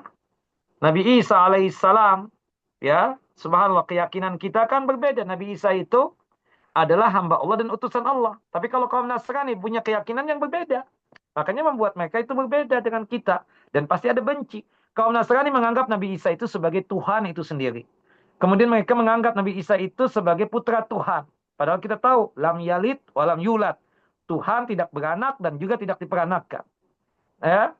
Kaum Nasrani menganggap Nabi Isa itu salisus salasa. Ya, trinitas itu. Dan itu syirik, musyrik, kekufuran. Ya. Dan kita dengan membantah seperti ini, pastilah ada ketidaksukaan dengan mereka. Ketidaksukaan dari mereka tersebut. Termasuk Yahudi juga. Yahudi ini orang yang paling hasutnya manusia kepada kaum muslimin. Wallahu a'lam bishawab. Nah, apalagi yang tidak beragama, Pak Dokter. Lebih lagi itu. Ya. Apapun agamanya ya, yang musyrik itu tidak bakalan suka ya. Kita lihat nih komentar siapa? Syekh Dr. Muhammad Sulaiman Al-Asqar. Ya, beliau mengatakan begini, walan tarda ankal yahud. Ya, apabila kamu datang dengan apa yang mereka usulkan, mereka juga tetap tidak akan senang kepadamu. Karena sesungguhnya yang mereka inginkan bukanlah bukti-bukti yang mereka usulkan, akan tetapi yang mereka inginkan adalah agar kamu meninggalkan agamamu dan masuk ke agama mereka dan mengikuti hawa nafsu mereka. Begitu. Jadi selama belum masuk, mereka tetap tidak suka dengan kita.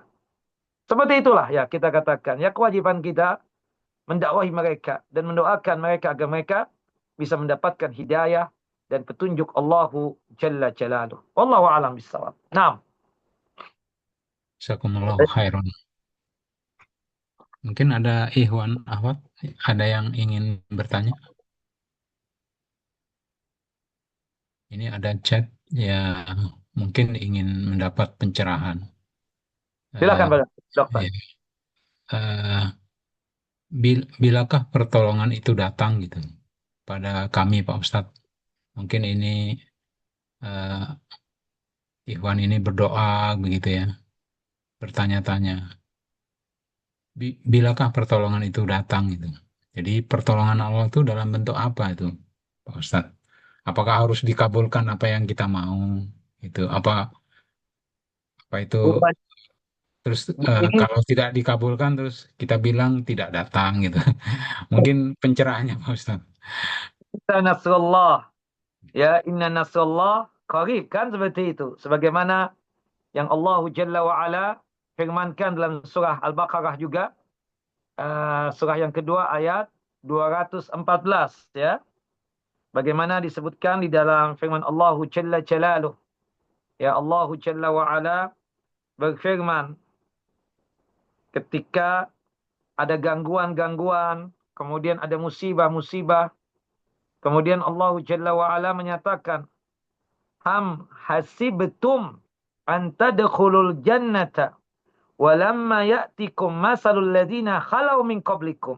Apakah kalian menyangka kalian itu begitu mudah masuk surga, ya, tanpa ada ujian-ujian, padahal orang-orang sebelum kalian tersebut ya itu mendapatkan ujian yang luar biasa. Masat humul ba'sa. Mereka tersebut apa? Mendapatkan ya cobaan-cobaan, gangguan-gangguan, malapetaka, ya. Masat humul ba'sa wa dharra wa zulzilu hatta yaqula rasul walladzina amanu ma'ahu. Sampai-sampai Rasul dan orang yang beriman bersamanya mengatakan, mata nasrullah, kapan datang pertolongan Allah? Kemudian dijawabi, ala inna nasrallahi qarib.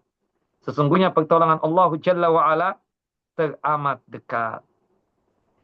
Di sini, ya saya ingin menjelaskan. Mungkin yang ditanyakan itu berkaitan dengan doa. Ya, doa kapan tuh dikabulkan oleh Allah Jalla wa Ala. Saya berhusnuzon kepada itu Pak Dokter. Bila boleh untuk menafsirkan dan menjelaskan.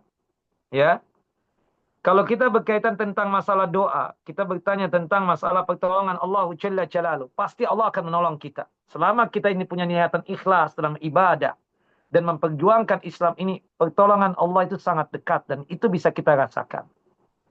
Dan kita ketika misalnya ada permohonan kita, permintaan kita, kita merasa nih, sepertinya Allah Jalla wa'ala tidak mengijabah dan mengabulkan. Maka kata Nabi kita Muhammad SAW, di dalam masalah doa dan permintaan tersebut ada 3 kemungkinan. Kemungkinan yang pertama diijabah, dikabulkan oleh Allah Jalla wa'ala. Kemungkinan yang kedua, yudakhir.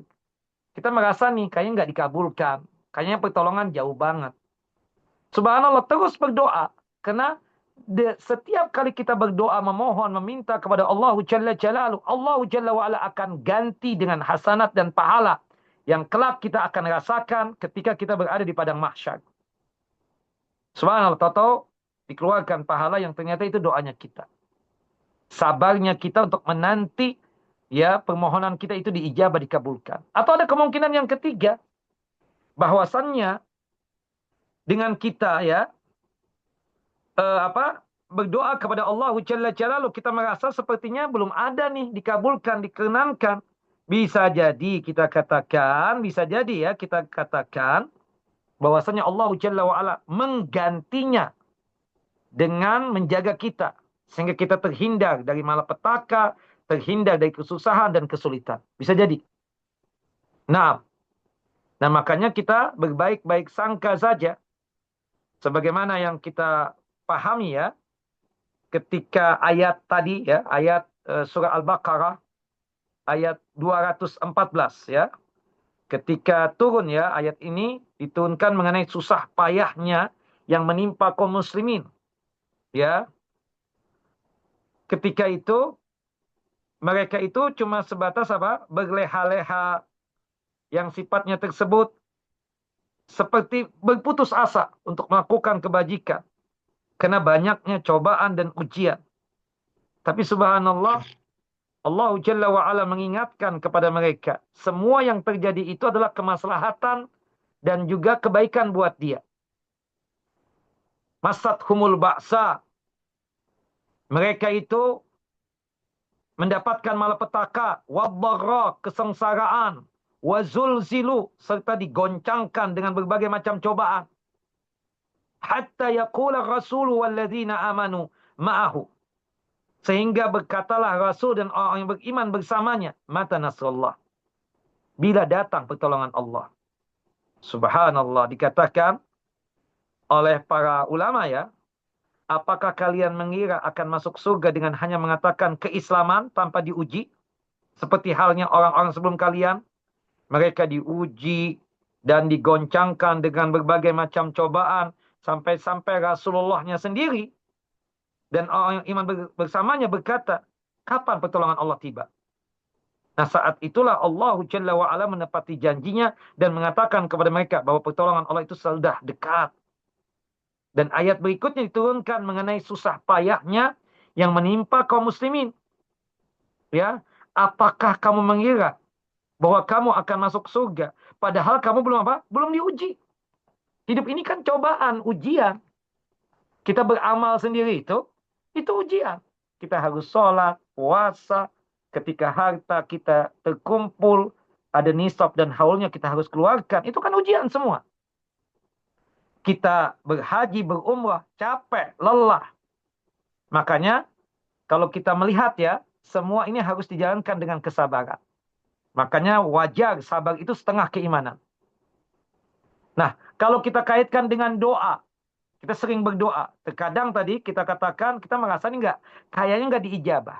Oh, kita husnuzon. Bisa jadi Allah mengganti dengan pahala. Atau bisa jadi menggantinya itu dengan apa? Dengan menjaga kita, melindungi kita dari berbagai macam musibah dan malapetaka. Makanya kata Ali bin Abi Thalib, ini nasihat ya, sebagai penutup daripada kajian ini. Aku berdoa satu kali. Aku merasa doaku itu diijabah, dikabulkan oleh Allah Jalla wa'ala. Aku bahagia, aku senang. Ya, tentunya begitu. Kemudian untuk kedua kalinya, aku berdoa. Dan aku merasa tidak diijabah, tidak dikabulkan oleh Allah Jalla Jalaluh. Padahal permintaan itu berulang-ulang aku minta. Tapi aku merasa sepertinya doa yang kedua ini tidak diijabah. Aku lebih senang. Aku lebih bahagia. Kenapa? Bisa jadi permintaan aku tersebut tidak baik buat diriku. Dan semua ini kan ujian Pak Dokter. Pak Dokter, saya tahu betul bagaimana antum ketika sebelum menjadi dokter ini usahanya luar biasa. Mungkin sambil begadang, baca bukunya. Kan begitu. Ini kan cobaan. Tapi sekarang antum mendapatkan kesuksesan yang luar biasa. Kita mendapatkan keponakan kita, subhanallah, belajar lewat jam 12, bahkan ketika ulangan sampai jam 3 malam. Berlelah-lelah untuk menghafalkan istilah-istilah yang ada pada kedokteran. Berat, betul, berat. Cobaan. Tapi setelah itu kan ada kesuksesan. Ada kesuksesan. Makanya terasa tidak mungkin orang tersebut cuma sekedar mengatakan, amanna billah, aku beriman kepada Allah, aku telah Islam. Tapi kenapa kok ujian terus datang, cobaan terus datang? Kapan sih pertolongan Allah Jalla wa'ala? Dijawablah, pertolongan Allah itu dekat. Jangan disangka kita kalau sudah masuk Islam, hilang tuh yang namanya cobaan. Jauh tuh yang namanya rintangan. Enggak, pasti akan datang. Semakin tinggi keimanan kita Pak Dokter, semakin berat cobaan. Makanya cobaan yang paling berat itu untuk siapa? Untuk para anbiya, para nabi. Karena keimanannya luar biasa tinggi. Kalau kita keimanannya biasa-biasa saja, cobaannya pun juga apa? Biasa-biasa saja. Wallahu a'lam bishawab. Itu kira Pak Dokter ya, yang bisa disampaikan pada kesempatan kali Ya, ini. Salah dan khilafnya mohon dimaafkan. Sallallahu Nabi Muhammad wa ala ali Muhammad. Silakan Pak Dokter, kalau mau ditutup. Nah, ya. Fix sekali penjelasannya, luar biasa. Jazakumullahu khairan, Pak Ustadz. Semoga kita menambah keimanan di sore hari ini, karena waktu juga yang memisahkan kita. Kita tutup majelis kita dengan berdoa subhanallah wa bihamdika asyhadu an la ilaha illa anta astaghfiruka wa atubu ilaih. Eh, Terima kasih kepada eh, sekali lagi kepada Pak Ustadz dan teman-teman semua dan kepada panitia. Apabila ada kekurangan dalam eh, memoderatori kajian ini, mohon maaf seluas-luasnya. Billahi taufiq wal hidayah. Wassalamualaikum warahmatullahi wabarakatuh. Waalaikumsalam warahmatullahi wabarakatuh. Pak Dr. Gatot, Gayan, dan Ya. semuanya izin pamit. Assalamualaikum warahmatullahi wabarakatuh. Waalaikumsalam warahmatullahi wabarakatuh. Om Rian, izin